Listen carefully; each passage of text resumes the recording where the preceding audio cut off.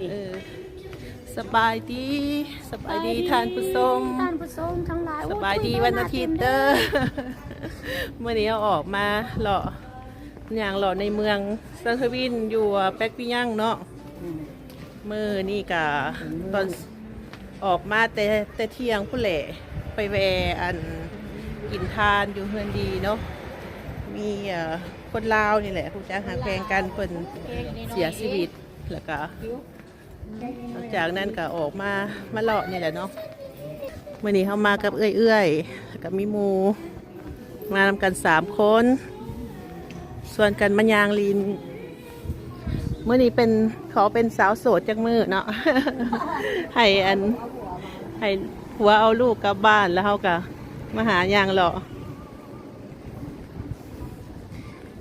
ตอนนี้ก็เป็นเวลา3 โมงแรงเนาะอากาศพอดีกำลังอุ่นบ่หนาวหลายแดดพร้อมออก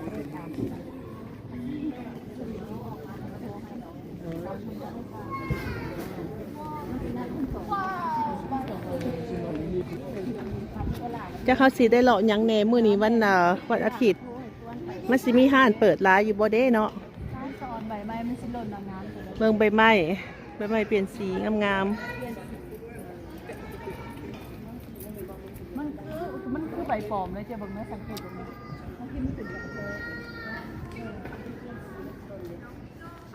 มันเรื่องมันนะห้านใดห้านแกออกนะคะทำมาเนี่ยนะลำบากตอนนี้เขาอยู่คุ้มเขตอาราโกเนาะ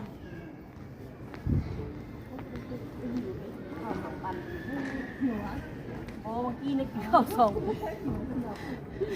กินข้าวโบราณเป็นใดกินข้าวเป็นก็เป็นเหนียวข้าวเป็นนึ่งขึ้นแห้งเขาก็เลยยกข้าวเหนียวกับเป็นแห้งแล้วแซ่บเนี่ยกินเหนียวของหลานเลยไม่เอาหลานกินเลยบุ้งนี้ใส่บาตร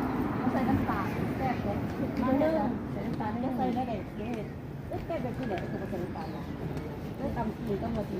ตำขิงใส่ให้มันหอมลมกันเรื่องเห็ดกินเนาะ เห็ดซีนแห้งเห็ดกระเดเป็นแซ่บสูตรแบบซีนสวรรค์นั่นแหละเกี่ยวน้ำตาลเอือบอันซึ่งไอ้ตอดมันจะหล่อไอ้ตอดหลอกห้าหล่อท่านนั้นบ่ต้องใส่น้ำมันหอยใส่น้ำมันหอยแล้วซีนแหละบ่ใส่เกลือไม่ใส่น้ำข้นกระไรเนาะ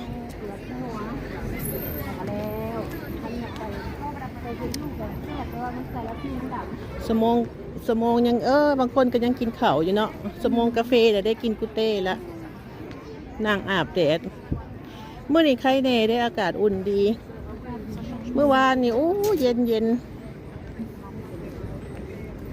เมื่อนั้นมากินข้าวอยู่ห้านนี่แหละข้างหน้านี่นะลูกพี่ลูกน้องกันแล้วเสิร์ฟอยู่นี่เสิร์ฟประมาณนี้ครับเอามื้อนั้นน่ะผู้อันหยังก็คนเสริมหน่อยนะคนอันนั้นลูกค้าผัดหลายโอ้ซ่าขนาดแขกขนาดจนใจให้นี่อันเป็นแซ่บอยู่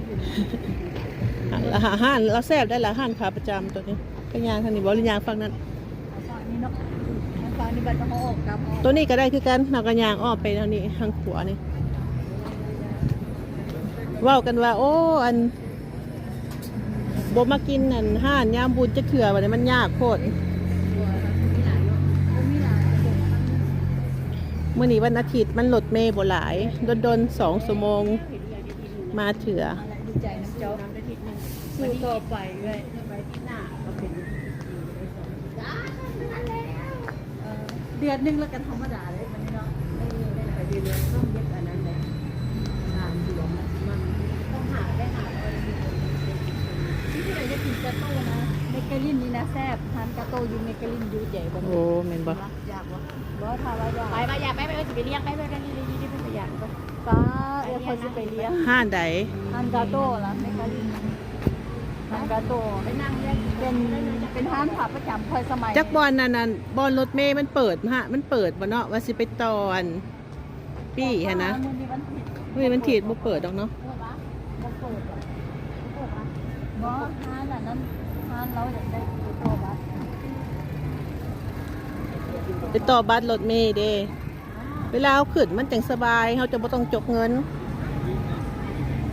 สอบไปลูกกับพากันขี่อยู่บนรถเมล์ ขี่แหละ เพราะอะไรนะก็ย้อนขี่รถเมล์สบายแล้วคนก็เลยบอกขับรถนั่นแหละ เออ เขาอยู่เนี่ยเขาขี่แต่รถเมล์รถไฟเนี่ เอย อ ก็เลยสบายเขา แม่น ขับรถ รถไฟหันบางเทื่อมันอันนั้นเด้ ถูกต้อง บางเทื่อมันนั่นหยังก่อนเมื่อเฮาสิมาสั่งขนมกินอยู่นี่เนาะ เอากาแฟหนึ่งกับน้ำของ มันแน่นกินข้าว เอาน้ำดื่มบอกคือเอาน้ำก็ เอาต้มตาบอก ตามใจตามใจตามใจเอาหนึ่งเอาหนึ่งไอ้กินดูต้องเดียว ไปพวกเพิ่นสิสั่ง น้ำของนึงเนาะเอาไม่เอาโอ้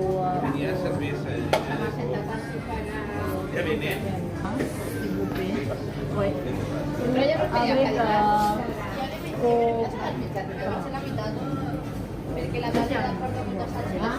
จะได้อย่างจะได้งานตามแต่น้ำอย่างได้ของนึงเขากินกันเพราะว่ากินช่วงนั้นได้แต่ก็ช่วงแบบกระดาษเพราะว่าแม่ ปลุกมัวcroissant sốt plusเนาะ sốt plus บ่บ่มีบอลเป็นซอกบอลนังเท่าอื่นก็ได้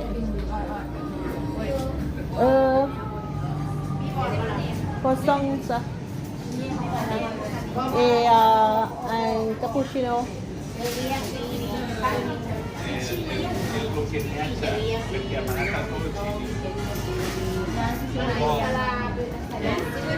am Hasta habiendo un valenciano hasta los dos servir. ไปเอากาแฟ ตัวเลขได้บุเรตา เอาเล็กโกอองชินาเอ็มบุไกซิบุเป สองจอก Pero yo me quedé igual de razón. อุ้ยอองซ้ำบ่ A ver, se va. Y al final yo me quedé sentada uno de esos. Bueno, no. ขอบใจบัวเด้อก็ให้ร่ำให้รวยสุขมานเด้อ สาธุ เอาสั่งกาแฟเนาะเฮ้ย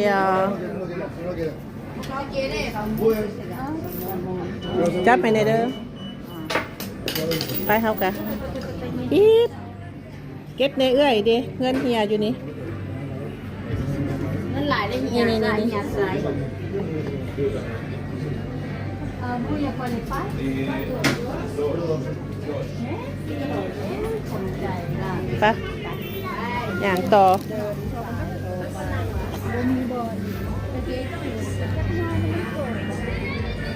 อันนี้เป็นคน ท่านไปเขาอย่างก่อน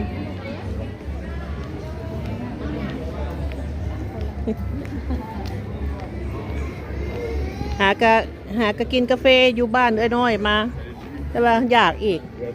มื้อแรงนี่คือสิตาข้างคักแล้ว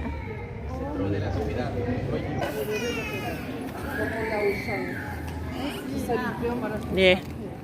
พอดีเพิ่นได้เสือแล้ว โอ้เดี๋ยวเสียเงินแล้วมีแฮง เสียเงี้ยแหละมีแห้ ไปเฮาย่างหลอดต่อ ก็ต้องมีกินเอาหน่อย ธรรมดาเฮามีบอลเฮาย่างมาเมื่อกี้นี้ เอาคือ มันมีบอลหนังนะ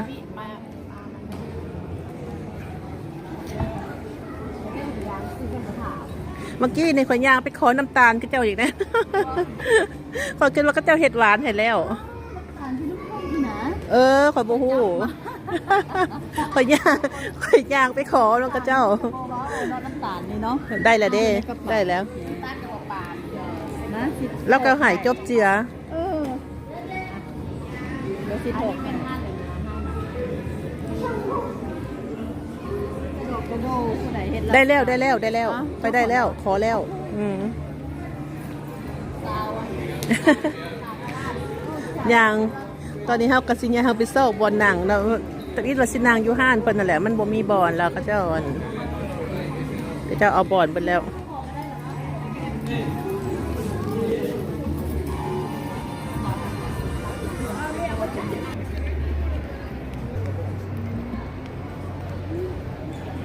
กำลังงาม ย่างได้ พอดีม่วนเด้อย่างงามนี้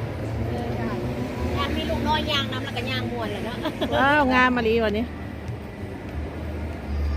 ดีเดเนาะบอลเพิ่นเฮ็ดอันตลาดเนาะมื้อนั้นนั่นถ้ามากลางคืน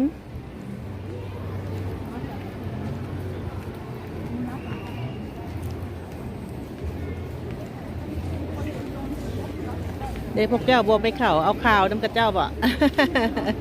กำลังสัมภาษณ์กัน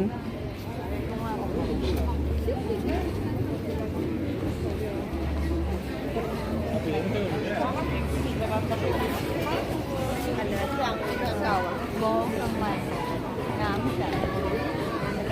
เสื้อมันเยอะนะมันจะคูของเราเลย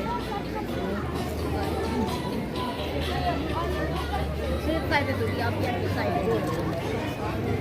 โอ้ยเรียกของไม่ คือคนหลายขนาดเนาะวันอาทิตย์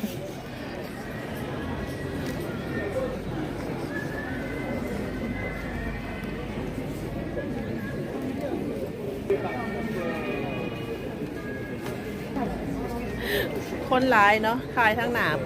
บเห็นดีเป็นไดอันนี้เครื่องโนเอนเพิ่น เป็นเมนเนาะ ใคร ลูกเรา โอ้ยบ่หายดอก ผู้ฟ้องผู้ใหญ่สาว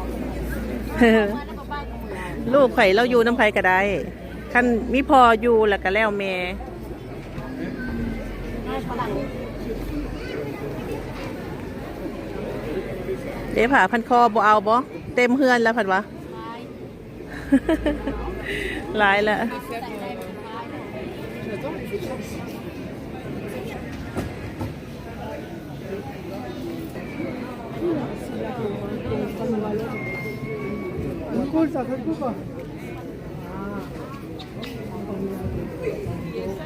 เป็นมาเลือกไซส์ L กัน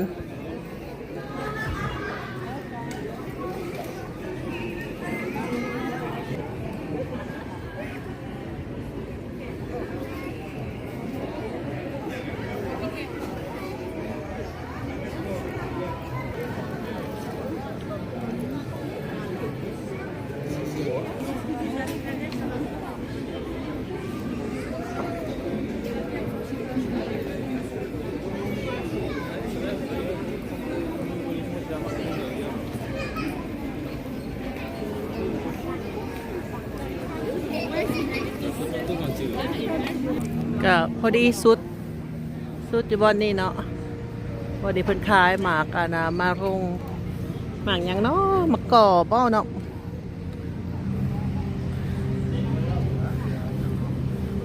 อาหารกินยามหนาว โอ้มันนี่เพิ่นมีเสพบ่หรือว่ามีแสดงไอ้บัวว่าก็จะแสดงอยู่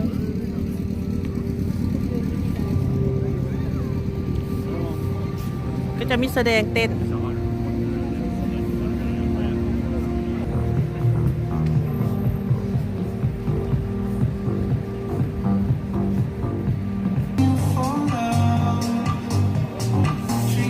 ตอนนี้เรากลับมาฮอดกัสติเย่แล้วเนาะชาโตที่เป็นเอกลักษณ์ของเมืองเป็กปิญัง